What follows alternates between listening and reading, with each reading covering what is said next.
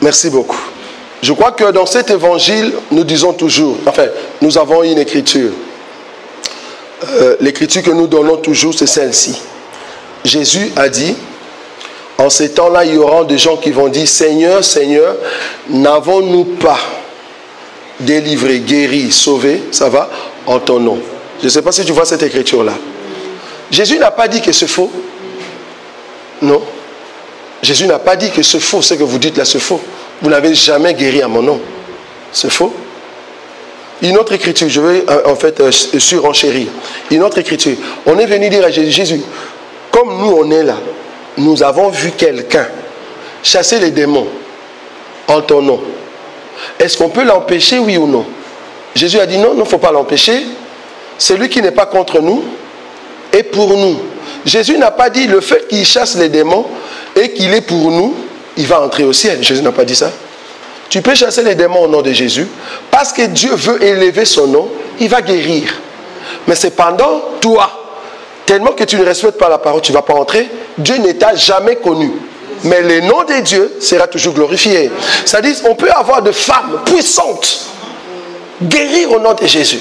En tout cas, moi, je les encourage. Qu'elles continuent comme ça, dans la fausseté, comme ça, elles vont aller en enfer. C'est bien. Qu'elles continuent. Donc, continuez comme ça. On va le pousser parce que parmi elles, nous croyons que d'autres personnes qui seront prêchées par ces femmes-là, un jour, ils vont rencontrer cet évangile. Parce que nous autres aussi, nous étions prêchés par de mamans, de femmes. Mais aujourd'hui, quand on a compris, ces mêmes femmes nous disent que nous sommes de, soi-disant, des aliénés mentaux. Alors que ces femmes, un jour, elles ont compris même cet enseignement, mais elles ont bafoué.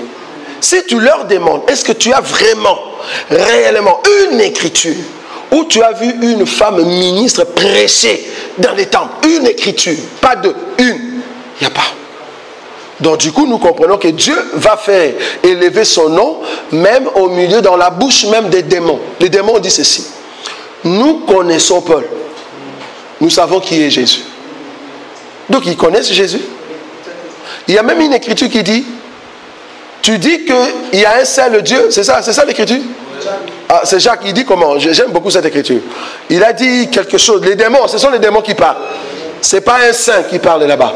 Il dit comment? J'aime cette écriture. Je crois qu'ils disent, tu dis qu'il y a un seul Dieu. C'est ça? Hein? Tu crois, oui. Tu crois qu'il y a un seul Dieu. Même les démons aussi croient. Et ils tremblent. Donc même les démons savent qu'il y a un seul Dieu.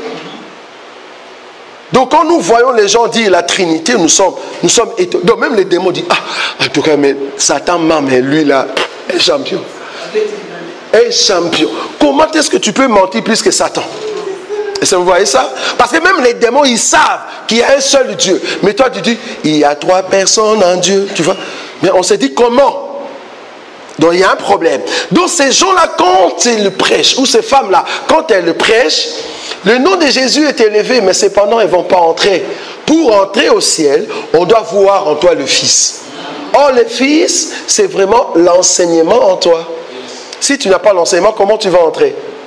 Pour entrer au ciel, il faut avoir l'enseignement. Donc, ces femmes-là, quand tu vois la manifestation, la puissance de Dieu, Dieu est en train d'honorer son nom. Parce qu'en aucun cas, le nom de Dieu sera bafoué. Je ne peux pas dire que ce sont des démons qui sont en train d'opérer. Non. Je veux dire que le nom de Dieu, le nom de notre Seigneur est en train d'être honoré. Mais ces gens-là ne vont pas hériter le royaume de cieux. Nous allons lire cela. Jacques 2, oui. 19. Oui. Tu crois qu'il y a un seul Dieu? Oui. Tu fais bien. Les démons le croient aussi et ils tremblent. Voilà. Si toi tu le crois, même les démons aussi, ils croient qu'il y a un Dieu. Donc si les démons croient, donc nous sommes d'accord que même ces femmes-là croient que Dieu peut ressusciter, Dieu peut guérir. Mais cependant, les démons croient qu'il y a un seul Dieu. Est-ce que les démons vont aller au ciel? Ou soit ils vont entrer dans le royaume? Non, ils vont aller en enfer. Mais pourquoi alors qu'ils croient qu'il y a un seul Dieu? Donc, tu peux faire ces miracles-là, mais c'est le nom de Dieu qui est au fait élevé. Mais cependant, ces gens-là vont aller en enfer. Parce que pour aller au ciel, la seule chose qui peut t'aider, c'est l'enseignement. Maintenant, quand on nous dit que le célibataire, parce qu'il y a beaucoup de personnes qui vont te dire, mais écoute, ces passages de 1 Corinthiens chapitre 11, c'est pour les femmes mariées. C'est que eux, ils n'ont pas vu, c'est ça. Remarquez,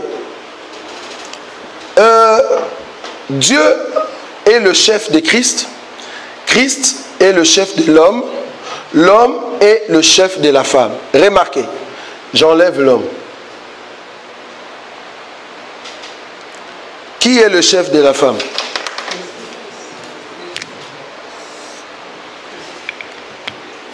Très facile.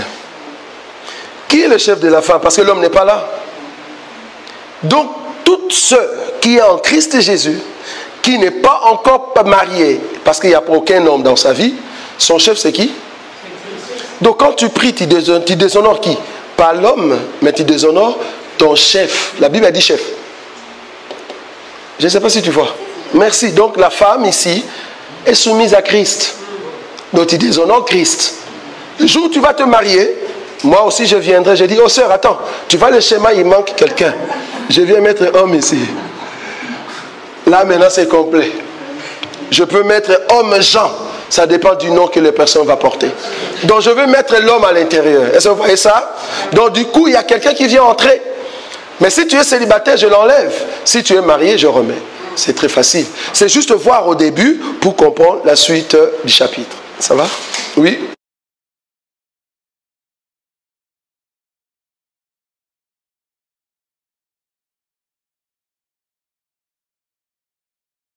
Les anges, c'est ce que je dis tout à l'heure. Je parlais des tabernacles. Je parlais des tabernacles. Il y avait parvis, lieu saint et lieu très saint. Les anges en question, c'est les rideaux. Donc j'ai dit que cette écriture dans la Révélation explique Aaron. Aaron qui est la femme, qui ne peut pas entrer dans la présence de Dieu sans pour autant avoir la tenue convenable pour aller servir Dieu. Tu vois? Alors les anges ici c'est les rideaux. Si tu passes les rideaux alors que tu n'es pas bien habillé, il y a une condamnation. Donc du coup une femme en Christ, notre sœur qui se présente sans avoir l'autorité dont elle dépend. Par exemple ici tout à l'heure j'ai dit tu dépends de l'autorité de Christ, mais ta tenue n'est pas juste, tu es en train d'appeler une malédiction sur toi. Tu vois? Parce que c'est le Christ, l'autorité dont toi tu dépends. Donc à cause des anges, parce que quand on dit ange, ce n'est pas seulement les anges qu'on voit dans le ciel, mais comprenez que, je crois que Paul a dit, il y a beaucoup d'entre vous qui ont reçu des anges dans leur maison. Quand il disait ange, toi aussi tu peux être un ange. Serviteur de Dieu peut être aussi un ange. Donc les serviteurs de Dieu qui travaillent dans l'œuvre du Seigneur sont aussi des anges. C'est-à-dire à cause de la parole, à cause du peuple de Dieu, si tu es une femme en Christ, respecte cet enseignement, porte quelque chose, c'est là que prouve l'autorité dont tu dépends. Tu ne dépends pas de l'homme parce que tu es célibataire, mais tu dépends de Christ. Si tu es marié, tu dépends de l'homme. Donc tu portes l'autorité dont tu dépends. Mais une femme célibataire dépend plutôt de Christ. Ça va? Oui, maman?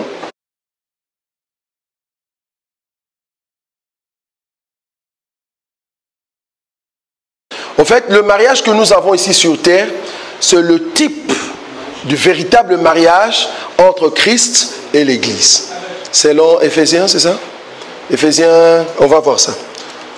Donc, parce que le mariage terrestre, en réalité, c'est une image. Ce n'est pas une réalité. Mais non. Là au-dessus, en tout cas, je ne connais pas une Nadine là-bas. En tout cas, Nadine, je la connais ici sur terre. Parce que quand je veux monter, je ne sais pas s'il y aura encore une Nadine. À moins qu'elle respecte la parole de Dieu. Mais en tout cas, là-bas, il n'y aura pas de Nadine, il n'y aura pas de maman, Nicole, il n'y aura personne, il n'y aura que les enfants de Dieu. Nous serons un peuple, un corps pour le Seigneur.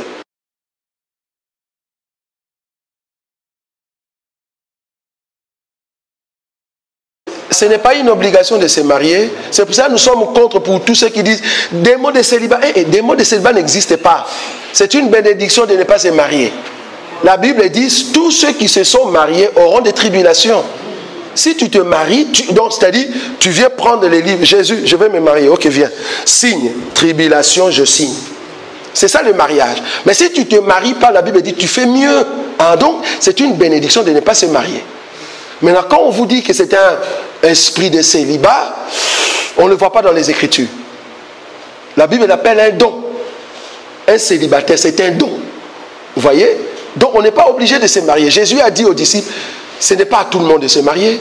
Cela n'est pas donné à tout le monde de se marier. Parce que les disciples ont dit, mais si tel est le cas, pourquoi se marier? Jésus a dit, mais attendez, ce n'est pas donné à tout le monde de se marier.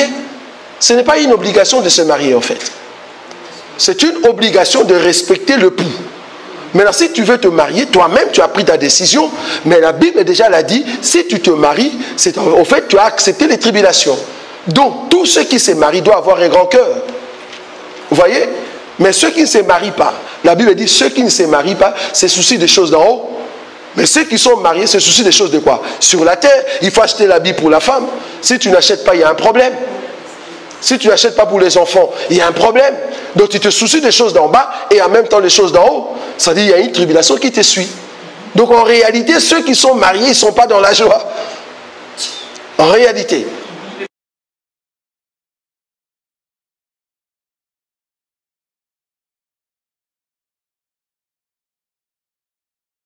Oui, parce que quand nous allons monter, lors de l'enlèvement, tu n'auras plus le corps que tu as. Moi aussi, j'aurai pas. Au fait, quand nous allons monter, il n'y aura ni homme ni femme. Vous voyez, donc on n'aura plus ce corps ici. Voilà, donc au-dessus là-bas, il n'y a pas femme, il n'y a pas homme. Nous sommes comme des anges, Jésus a dit. Voilà, donc il n'y a pas mariage là-bas. Ça va? Oui.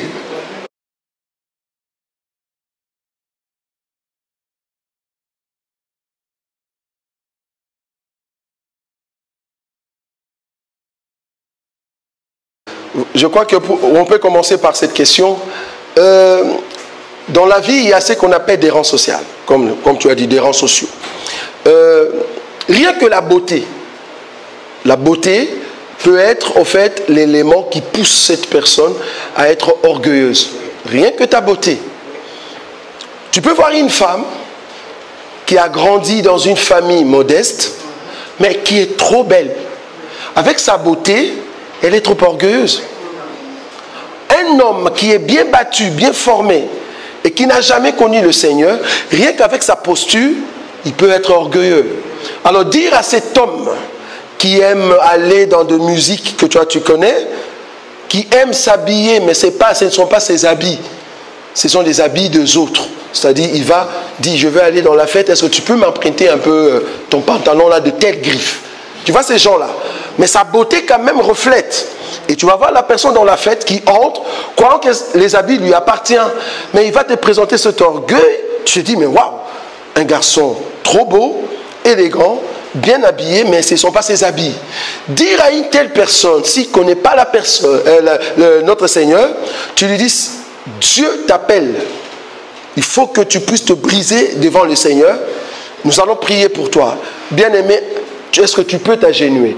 Si la personne n'accepte pas ta parole, regarde son niveau de la beauté, de la considération qu'il a peut-être au milieu de filles, rien que ça, il peut refuser. Donc ce n'est pas seulement l'argent. Je parle ici, je pris l'exemple de l'argent pour montrer que c'est aussi une gloire. Mais en réalité, il y a d'autres. Leur gloire, ce n'est pas seulement l'argent, ça peut être aussi l'argent de son père. Tu vois? Nous avons vu des gens qui sont dans une famille très élevée. C'est son papa qui est élevé, mais pas lui. Mais le fait que c'est le fils d'eux, ça devient un orgueil tout fait. Vous voyez? Donc, ça l'amène à l'orgueil. Pourquoi? Parce qu'il appartient dans une famille connue. Rien que le nom. Mais la personne n'a pas l'argent. À chaque fois quand elle sort, elle doit demander au fait à son papa. Mais ce n'est pas ton argent. Mais pourquoi la personne est orgueilleuse? Juste le nom. Donc, même le nom peut être l'élément qui te pousse à l'orgueil. Donc, ce sont des petites choses, toutes choses qui te poussent à l'orgueil, tu dois au fait l'enlever pour te présenter modeste. Depuis le départ, parce que quand le Seigneur nous appelle, la première des choses que Dieu fait, je crois, l'écriture de Matthieu chapitre 12, c'est ça, 12 verset 43 jusqu'en bas, quand nous avons parlé de l'esprit qui quitte le corps de l'homme, va chercher les endroits et il revient après. Quand l'esprit sort, comprenez que cet esprit qui est en train de sortir, sa maison, c'était le lieu de repos. C'est-à-dire cet esprit avait ramené toutes sortes de péchés, l'orgueil et tout cela. Maintenant qu'on a fait la délivrance, l'esprit est parti. Si la personne accepte l'enseignement, l'orgueil est parti. Parce que par rapport à Dieu ici, bon, par rapport à la femme, on voit vraiment le signe visible, on voit le voile. Mais par rapport au frère, on sait voir si le frère est brisé ou non. Hein. Oui ou humble, non, on sait le voir. On peut facilement le voir, tu vois. Bon, il y a beaucoup d'enseignements là-dessus pour comprendre si le frère est brisé ou pas. Parce que le brisement est très important, même pour le frère. Quand il se présente dans l'église, on se voit. J'ai vu de frères qui viennent à l'église, tu te dis non, le frère, il doit être quelqu'un qui travaille à la défense. Mais en réalité, il ne travaille même pas à la défense. Il n'a même pas de job.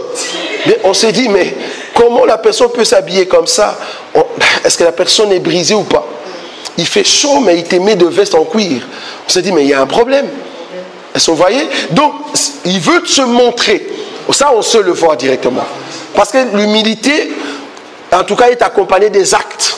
Je ne peux pas dire, je suis humble, on ne voit pas les actes. On le voit. Donc chez l'homme, on voit directement. Or, une femme qui s'humilie, on le voit aussi. Vous voyez? Le respect de l'enseignement.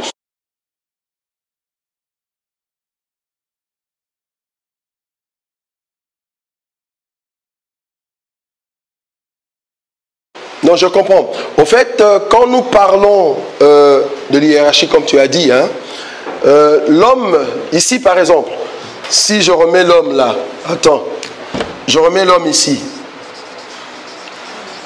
Ok. Où se situent les anges par rapport à cette hiérarchie? Waouh, une très bonne question, ça c'est bien ça. Moi j'aime des questions difficiles comme ça. Où peut-on situer les anges? Parce que comprenez que l'homme ici est sur terre, la femme est sur terre. Où se situent les anges? C'est très facile. Recherchez dans les Écritures.